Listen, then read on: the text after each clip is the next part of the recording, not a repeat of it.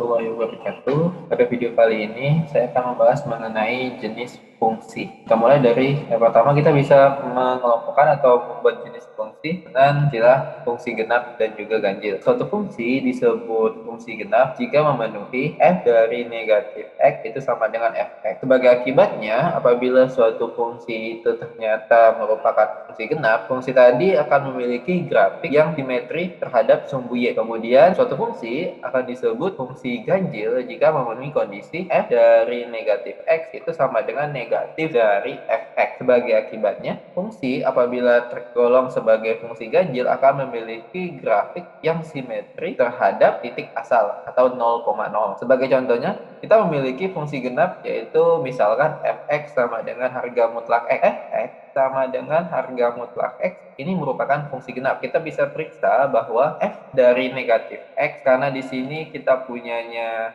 fx, kita punya fx sama dengan harga mutlak x.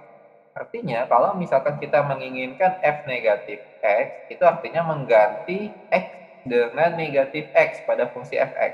Nah, dari kita punya f negatif x tadi adalah harga mutlak dari negatif x. Nah, berdasarkan sifat dari harga mutlak dari negatif x itu akan sama saja dengan harga mutlak dari x. Sebagai akibatnya, karena fx tadi harga mutlak dari x, artinya harga mutlak x di sini bernilai sama dengan fx. Sehingga kita dapatkan f negatif x sama dengan fx, yang mengakibatkan fungsi dalam bentuk harga mutlak x ini tergolong sebagai fungsi genap. Grafik dari fx sama dengan harga mutlak x itu seperti ini. Ketika x-nya bilangan 1, maka fx-nya juga akan 1. Ketika f-nya 2, fx-nya akan 2. Ketika x-nya 3, fx-nya akan 3. Begitu pula dengan ketika x-nya bilangan negatif 1, maka fx-nya akan 1 juga. Nah, Anda bisa lihat 1 dimutlakin hasilnya 1, negatif 1 ketika dimutlakin hasilnya juga 1. Nah, sehingga fungsi ini akan memiliki grafik yang simetris terhadap sumbu y. Kita bisa lihat ini di sebelah kanan dengan sebelah kiri bentuknya ke arah yang sama. Selain fungsi fx sama dengan harga mutlak x, masih ada. Misalkan fx sama dengan x kuadrat, fx sama dengan x pangkat 4. Biasanya fungsi genap itu adalah fungsi yang memiliki variabel. Kalau misalkan fungsinya dalam bentuk polinomial, maka variabelnya memiliki pangkat genap. Tapi apakah hanya fungsi-fungsi dengan variabel berpangkat genap yang tergolong fungsi genap? Ternyata tidak. Fungsi harga mutlak juga ternyata ada yang fungsinya genap. Kemudian fungsi trigonometri, nanti juga kita akan lihat ternyata juga ada yang fungsinya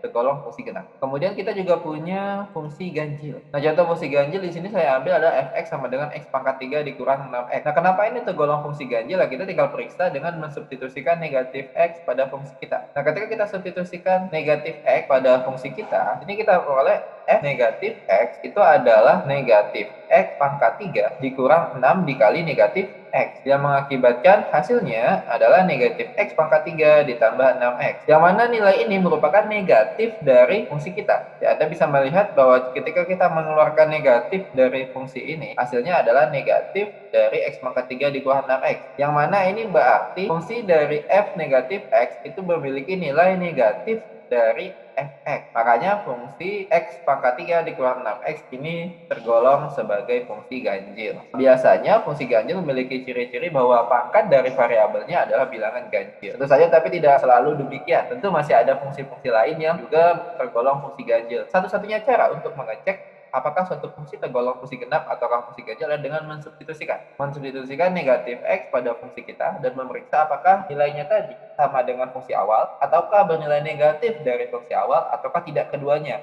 Kalau tidak keduanya artinya tidak memiliki sifat fungsi genap dan ganjil. Grafik dari x pangkat 3 dikurang 6x bisa dilihat di sebelah kanan di sini.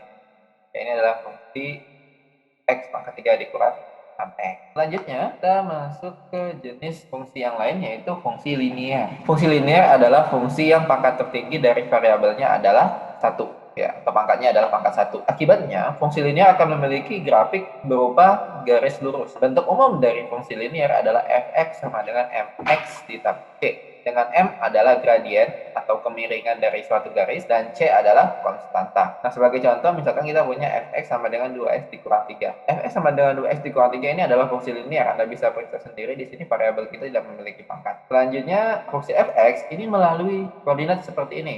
Ketika x-nya negatif 1, maka fx-nya negatif 5. Ketika x-nya 0, maka fx-nya negatif 3, dan seterusnya. Sebagai akibatnya, ketika kita menggambarkan fungsi fx, akan seperti ini. Grafiknya berupa garis lurus. Selanjutnya kita juga punya fungsi polinom. Fungsi polinom ini merupakan fungsi dengan suku-suku penyusunnya hanya memuat variabel dengan pangkat bilangan bulat tak negatif. Bentuk umumnya bisa lihat di sini fx sampai dengan an x pangkat n, kemudian pangkatnya turun sampai akhirnya pangkat 1 dan konstanta tanpa variabel atau variabel berpangkat 0. Pada fungsi fx-nya demikian, kita melihat pangkat tertingginya dalam kasus kita kali ini adalah pangkatnya kebetulan tertingginya adalah n. Nah, ini disebut sebagai derajat dari polinom. Sebagai contoh, misalkan kita punya fungsi fx, x pangkat 4 dikurang 6x kuadrat tambah 7x dikurang 6. Anda bisa melihat di sini pangkat tertingginya adalah 4, artinya ini adalah fungsi dengan polinomial berderajat 4. Kemudian kita ingin mencoba memeriksa apa aja sih yang dimiliki oleh fungsi polinom. Fungsi polinom kita di sini akan memotong sumbu y di x sama dengan 0. Ya kan? Titik potong sumbu y itu adalah dengan cara mensubstitusikan x-nya sama dengan 0. Sebagai akibatnya kita mendapatkan f0 sama dengan negatif 6. Artinya, fungsi polinomial kita akan memotong sumbu y di 0, negatif 6. Kemudian, fungsi kita akan memotong sumbu x ketika fx-nya sama dengan 0. Sebagai akibatnya, karena fx sama dengan 0, artinya polinomial kita sama dengan 0. Kan? Kalau misalnya kita ingin mencari di mana titik potong sumbu x-nya. Kemudian setelah kita mendapatkan persamaan polinomial, yang mana tadi ini fungsi polinomial, kalau di sini karena kita sudah mensubstitusikan fx-nya 0, artinya kita sudah mendapatkan persamaan polinomial atau persamaan suku banyak. Persamaan ini bisa diselesaikan ya salah satunya dengan menggunakan metode Horner. Misalkan kita akan menyelesaikan persamaan ini dengan metode Horner. Tentu saja seperti yang sudah Anda pelajari mungkin di tingkat sekolah, di tingkat SMA, penyelesaian polinomial dengan menggunakan metode Horner yang pertama kali perlu Anda lakukan adalah dengan menebak. Kita menebak-nebak kira-kira x-nya berapa yang sesuai di sini. Dalam kasus saya kali ini saya sudah kasih. Jadi misalnya ditebak x-nya 2. Nah, ketika menebak x-nya 2, kita melihat di sini kita punya koefisien dari x pangkat 4 itu adalah 1. Kemudian di sini kita tidak punya x pangkat 3, artinya koefisiennya 0. Kemudian kita punya x pangkat 2, koefisiennya negatif 6 dan seterusnya. Anda bisa mengerjakannya menggunakan metode Horner seperti yang sudah Anda pelajari ketika di tingkat sekolah. Nah, sebagai akibatnya kita dapatkan hasil sisanya di sini adalah 0. Ya, artinya 2 adalah salah satu penyelesaian dari persamaan itu. Kemudian kita juga bisa setelah didapatkan hasilnya tadi, kita kemudian mencoba lagi, menebak lagi. Dalam kasus kali ini ternyata yang benar adalah negatif 3. Setelah ditebak dan disubstitusikan ke dalam metode Horner, kita mendapatkan hasil yang 0 juga. Nah, artinya kita bisa mengatakan 2 dan negatif 3 ini adalah penyelesaian dari persamaan ini. Nah, selanjutnya kita bisa mengecek bahwa x min 2, karena tadi 2 adalah penyelesaian, kemudian x ditambah 3 karena negatif 3 adalah penyelesaian tadi, dan juga ini sisa di bawahnya, yaitu x kuadrat dikurang x ditambah 1 ini merupakan faktor dari fx. Anda bisa memeriksa di sini x kuadrat dikurang x ditambah 1 ini, jika kita mendapatkan x kuadrat dikurang x ditambah 1 sama dengan 0, maka ini tidak memiliki penyelesaian. Sebagai akibatnya kita hanya memiliki 2 penyelesaian, yaitu x sama dengan 2 dan x sama dengan negatif 3. Nah, sebagai akibatnya lagi, titik potong terhadap sumbu x itu adalah 2,0 dan negatif 3,0. Yang mana kalau misalkan kita gambarkan dalam grafik, ya grafiknya seperti ini ya. Menggambar grafik di sini saya menggunakan program yang penggambaran grafik dari fungsi itu tidak selalu mudah. Ya. Biasanya kita menggunakan alat bantu program. Hanya saja untuk menentukan titik-titik yang spesifik, lazimnya kita melakukan perhitungan. Karena menggunakan program, lazimnya melakukan pendekatan. Nah, nilai-nilai pendekatan tadi yang biasanya tidak kita inginkan ketika kita ingin mendapatkan titik yang spesifik gitu kan ya. Misalkan kita mendapatkan titik potongnya adalah akar 5. Akar 5 ketika disubstitusikan di dalam program, dia akan mengambil pendekatan 2, sekian kan ya. Padahal yang kita inginkan tadi adalah nilai eksaknya, akar 5-nya. Maka mau nggak mau ya, kita harus tahu bagaimana memperolehnya.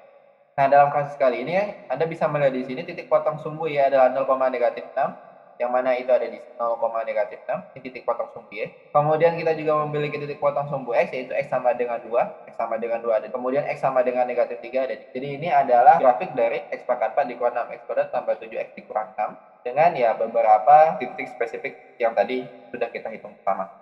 Oke, selanjutnya jenis fungsi terakhir yang kita bahas dalam video kali ini adalah fungsi trigonometri. Fungsi trigonometri di sini melibatkan operasi sinus, kosinus, dan tangen. Dengan domainnya adalah sudut. Sudut di sini bisa saja menggunakan derajat atau bisa juga menggunakan radian. Ya, sebelum masuk ke fungsi trigonometri, saya menyarankan Anda untuk mengetahui terlebih dahulu bahwa nilai dari sinus, kosinus, dan tangen untuk sudut-sudut istimewa bisa dilihat di tabel ini. Bentuk umum dari fungsi trigonometri, dalam kasus kita di sini adalah fungsi sinus, itu adalah fx sama dengan a sin bx. Nah, yang mana ketika kita mengambil a sama dengan 1 dan b sama dengan 1, kita dapatkan fx sama dengan sin x. Apabila kita menggambarkan grafiknya dalam interval 0 sampai dengan 2pi, kita mendapatkan grafik yang seperti ini. Tadi kalau kita substitusikan aja nilai sudut-sudutnya ya, maka kita akan dapatkan seperti ini.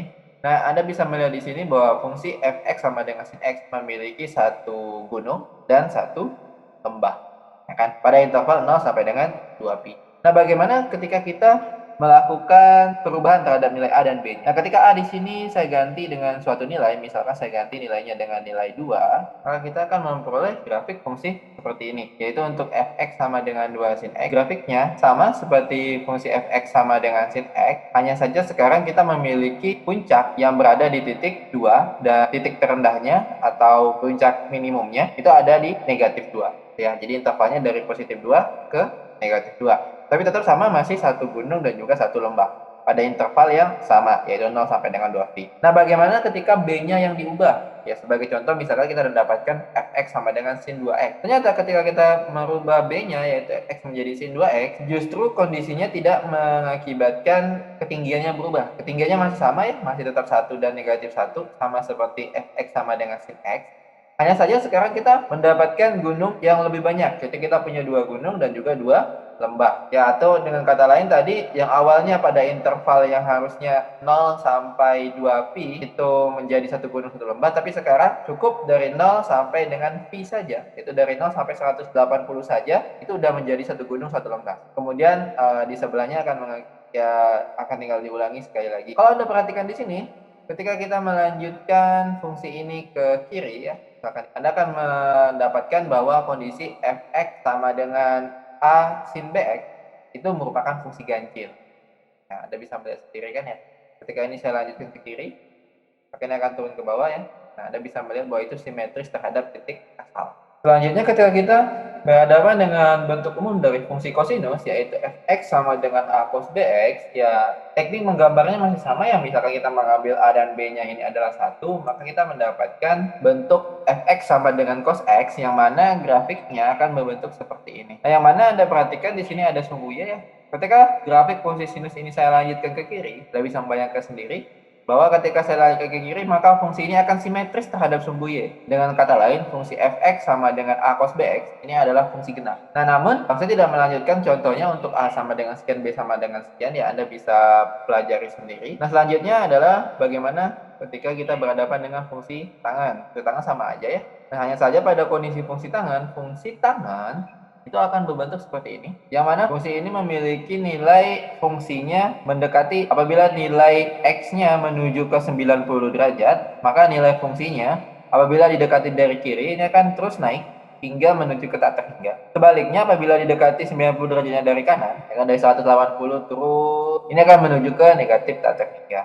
Ya, sehingga kita bisa menyimpulkan bahwa fungsi tangan ketika tangan 90 derajat ini tak terdefinisi. Ya kan? Kenapa ya? Karena Anda bisa ambil sendiri, kalau didekati dari kiri naik, ini akan menuju tak terhingga.